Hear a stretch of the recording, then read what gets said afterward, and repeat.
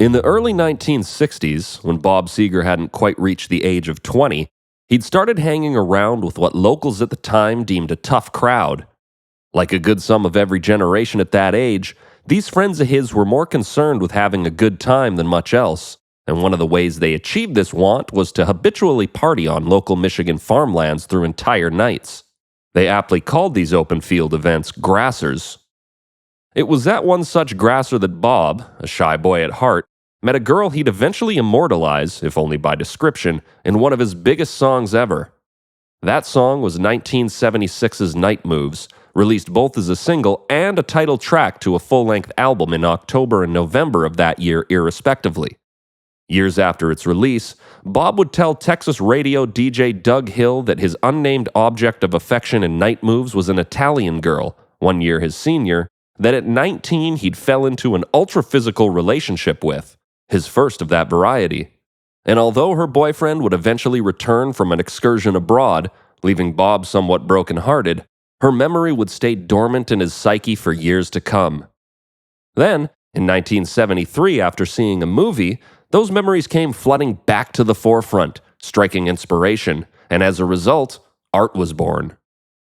The Night Moves album, as well as the song, were inspired by American Graffiti, Bob would say in reference to the 1950s period flick he'd seen that night in '76. I came out of the theater thinking, hey, I've got a story to tell too. Nobody has ever told about how it was to grow up in my neck of the woods. Putting pen to paper over many nights, that nostalgic story was written.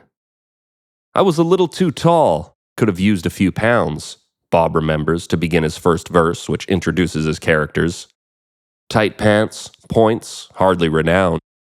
She was a black-haired beauty with big dark eyes, and points all her own, sitting way up high, way up firm and high. The first points Bob refers to here are the shoes that were popular among rock and rollers at the time, leather boots that had a pointed toe known as winkle pickers. The second points mentioned, those of the female characters, well, they should be obvious enough to figure out if you look up the style of brasiers popular in the early '60s, known as bullet bras, a fashion that drew the attention of as many eyes as they may have taken out. But I digress, pun intended. I got to meet the really hot chicks, Bob would later reminisce about the grasser parties, and I had my first great love affair, which is what Night Moves is about. It's about that girl. You know, the girl with the big breasts that we all went kazappo for when we reached puberty. After describing himself and that girl, Bob moves into his second verse, detailing that affair, how two inexperienced young hormonal adolescents together discovered the wonders of lovemaking and did what they could to practice their newfound passion whenever and wherever they could. Out past the cornfields where the woods got heavy, out in the back seat of my '60 Chevy, working on mysteries without any clues, working on our night moves, trying to make some front-page drive-in news, working on our night moves in the summertime, in the sweet summertime. So here we discover the meaning of the song's title.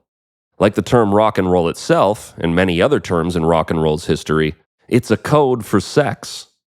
Moreover, we come across a theme here that will play out for the rest of the song, a common theme used in poetry, that of the seasons, which are often used to describe moods and emotions. Now, while the mention of the summertime is almost definitely a literal recollection of Bob's, that is to say, this story took place in the summer, he's also using the season to denote warmth and vitality, both of youth and happiness, or maybe more aptly, the excitement this episode in his life brought to him. In other words, summer is being used both literally and symbolically. We weren't in love, oh no, far from it, Bob continues in his third verse. We weren't searching for some pie-in-the-sky summit. We were just young and restless and bored, living by the sword. And we'd steal away every chance we could, to the back room, to the alley, or the trusty woods. I used her, she used me, but neither one cared. We were getting our share. For the most part, these lines are self-explanatory. They bluntly relate that this wasn't an emotional relationship by any means. It was purely physical. That is to say, theirs was a tale of lust, not love. However, there is some well-versed poetry being used here, such as the declaration that we weren't searching for some pie-in-the-sky summit.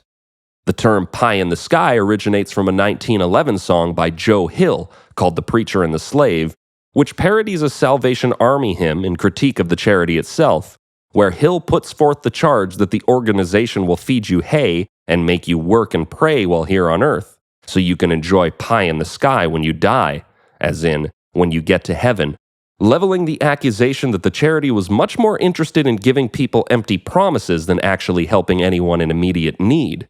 Now, whether or not that's true, since then, the phrase pie in the sky has been used in reference to scenarios that are more likely fantasy than attainable reality, whereas a summit, the word mentioned next in the song, is the top of a mountain.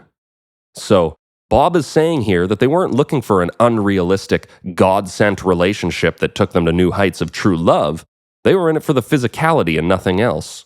And for the record, I give this long-winded explanation of these lines not to try and decode an overly ambiguous metaphor, but rather to highlight the poetic articulation of the words Bob chose to use to purvey this message and paint this picture. They're a prime example of what lyricism should be all about, an art that we seem to be losing more each year. As is the case with the phrase, living by the sword, which deftly paints a picture of risk, as in the risk of the two of them being caught. Rather than just saying it straight up, a metaphor is used to add color, imagination, and a little hyperbole to the palette, effectively driving the point home further. Working on our night moves, Bob then repeats as he takes us into his second chorus, then changing its second line to, trying to lose the awkward teenage blues. Working on our night moves. And it was summertime. Sweet summertime. From here, we move into the bridge, in which Bob loses himself in the nostalgia, reminiscing aloud, and oh, the wonder. Felt the lightning, yeah, and we waited on the thunder. The lightning clearly representing the spark of electric excitement between the two young lovers, while the thunder could either indicate their two bodies coming together as clouds do, or possibly the moment when electricity hits its peak and all comes crashing down, which may be an intentional segue into the fourth verse, played over a lone acoustic guitar. Here, Bob moves his story into a somewhat sullen present, singing, I woke last night to the sound of thunder. How far off I sat and wondered. Started humming a song from 1962. Ain't it funny how the night moves, when you just don't seem to have as much to lose? Strange how the night moves, with autumn closing in. Here, Bob has changed the meaning of the term night moves from a joyous to a somber term. Now in his 30s, he awakens to recall his younger years and ponders where all the time went, the term night moves now taking on the meaning of time speeding by. The thunder he mentions in his ponderance of how far off it is likely represents the other end of the spectrum.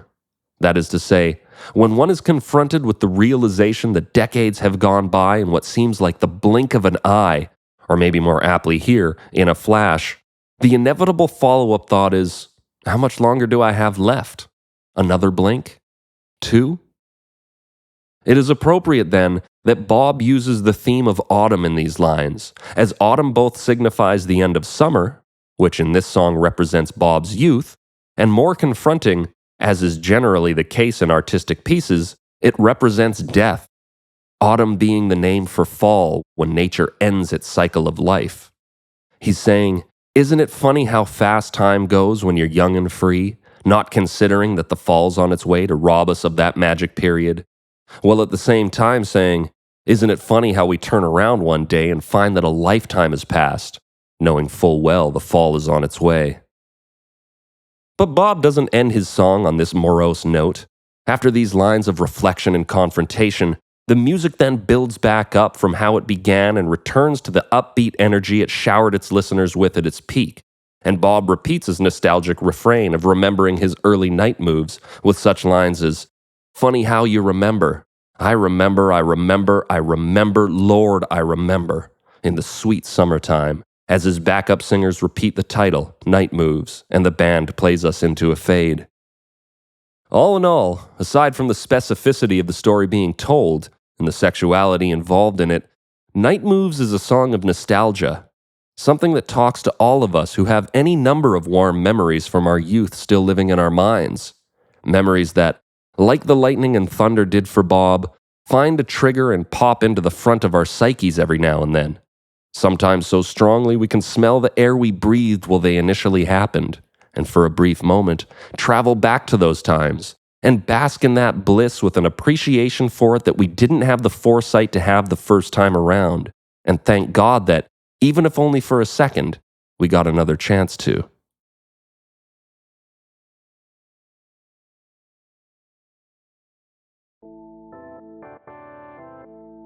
Thanks for watching. Now before you leave, please enjoy a bonus of 5 additional facts about Bob Seger's Night Moves. 1. Although Night Moves was released as the title track to Bob's 9th studio album in October of 1976, the single itself, released weeks later, was his first song to chart in the top 10 of the Billboard Hot 100, hitting its peak at number 4 on March 12, 1977, and holding firm at that spot for 2 weeks, while spending an impressive 21 weeks on the chart in total, finally, after years of hard work, making Bob Seger a household name. 2. Night Moves almost wasn't even recorded. With plans to record 3 songs in 3 days in Toronto's Nimbus 9 Studios, there was time left to try and get a 4th in while they completed them ahead of schedule. Bob had been noodling around with Night Moves on a piano for a few days and was pressured by producer Jack Richardson, who felt it had great potential, to quickly arrange it into a completed song. With the little time they had left, they recorded it in full right then and there, and the rest is history. 3. With the 3-song recording session previously mentioned having been finished ahead of schedule, 2 members of Bob Seger's Silver Bullet Band had already left Canada by the time it was decided to try to lay down a 4th.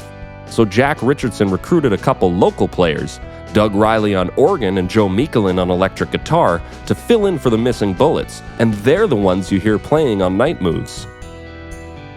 4. The Night Moves album would prove to be Bob Seger's first platinum record, and has since gone platinum 6 times over.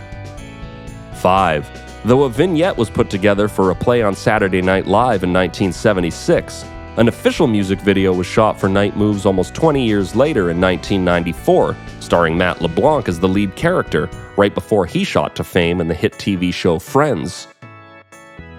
Thanks again for watching. Don't forget to hit that like and subscribe button and share this video with someone who'd find it interesting.